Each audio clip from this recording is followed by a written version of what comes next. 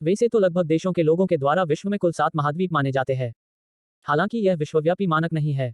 महाद्वीप की सबसे सख्त परिभाषा में स्वेज नहर और पनामा नहर जैसे मानव निर्मित विभाजनों की गिनती नहीं होती है। इन सब का कारण जानने से पहले हम महाद्वीप की परिभाषा को देखते हैं।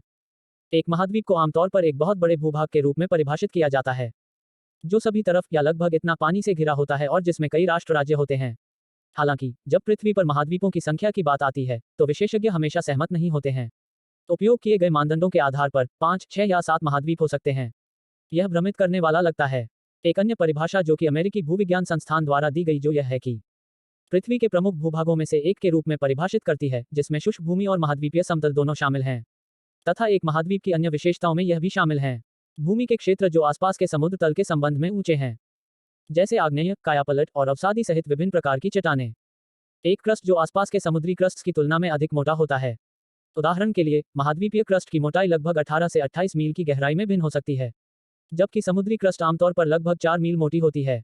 जियोलॉजिकल सोसाइटी ऑफ अमेरिका के अनुसार यह अंतिम विशेषता सबसे विवादास्पद है, जिससे विशेषज्ञों के बीच भ्रम पैदा होता है कि कितने महाद्वीप हैं।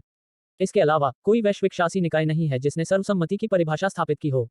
यदि आप संयुक्त राज्य अमेरिका में स्कूल जाते हैं तो संभावना है कि आपको सिखाया जाए कि 7 महाद्वीप हैं: Africa, Antarctica, Asia, Australia, Europe, उत्तरी अमेरिका और दक्षिण अमेरिका। लेकिन पहले बताए गए परिभाषित मानदंडों का उपयोग करते हुए कई भूवैज्ञानिक कहते हैं कि 6 महाद्वीप हैं: अफ्रीका, अंटार्कटिका, ऑस्ट्रेलिया, उत्तर और दक्षिण अमेरिका और यूरेशिया।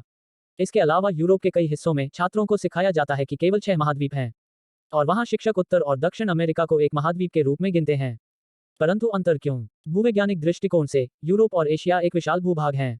उन्हें 2 अलग अलग महाद्वीपों में विभाजित करना एक भू राजनीतिक विचार अधिक है, क्योंकि रूस एशियाई महाद्वीप के इतने बड़े हिस्से पर कब्जा कर लेता है, और ऐतिहासिक रूप से पश्चिमी यूरोप जैसे ग्रेट ब्रिटेन, जर्मनी और फ्रांस की शक्तियों से राजनीतिक रूप से अलग हो गया है। हाल ही में कुछ भूवैज्ञानिकों ने यह तर्क देना शुरू कर दिया है कि एक नए महाद्वीप के लिए जगह बनाई जानी चाहिए जिसे जीलैंडिया कहा जाता है। यह भूभाग ऑस्ट्रेलिया के पूर्वी तट पर स्थित है। न्यूजीलैंड और कुछ छोटे द्वीप पानी के ऊपर एकमात्र चोटियां हैं। शेष 94% प्रशांत महासागर के नीचे जलमग्न है।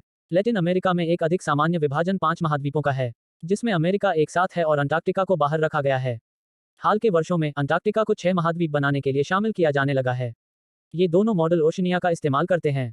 7 महाद्वीप मॉडल ज्यादातर एंग्लो भाषी और जर्मन भाषी देशों के साथ साथ भारत, पाकिस्तान, फिलीपींस और चीन में उपयोग किया जाता है। अंत में हम इन सभी परिभाषाओं तथा मॉडल को ध्यान में रखकर यह कह सकते हैं कि अभी तक भी विश्व में महाद्वीपों में शुद्ध रूप में अंतर नहीं कर पाए हैं। थैंक्स।